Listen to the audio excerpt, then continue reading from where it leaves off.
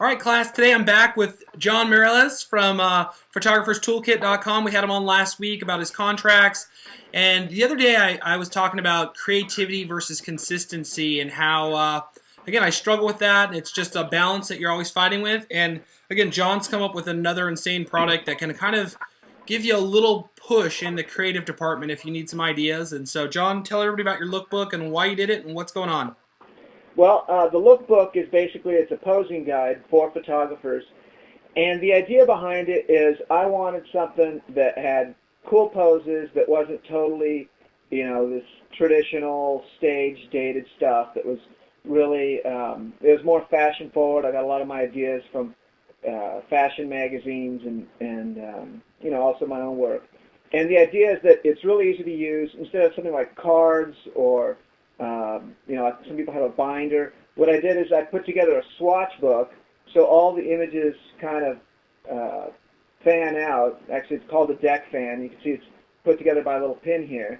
And so you can just quickly, if I want a shot, I can just quickly, go through it and pick out the shot that's going to work for me. That's awesome. It looks like that Pantone, the color matching guide.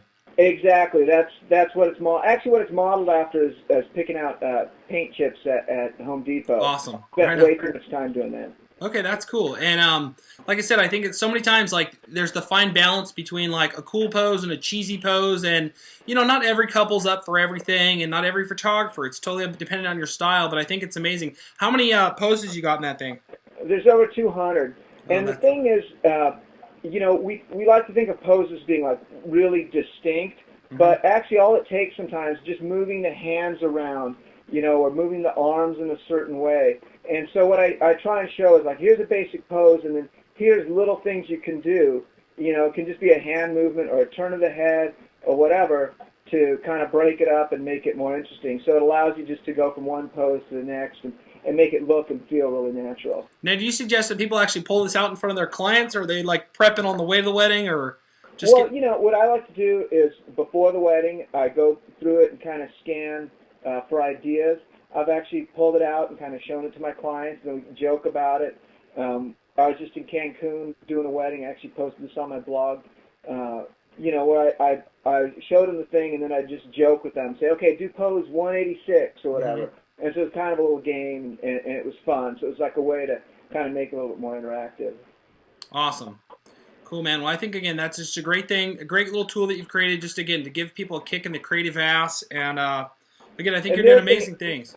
The other thing, I'll give it a little plug, is I don't know if you can see, but there's like the poses, and then I also have a description of how to do the poses, kind of walk you through it and get you thinking about, okay, here's what he's doing with this shot. And so it's a little bit of a how-to guide, even though most of what's in there are just the poses.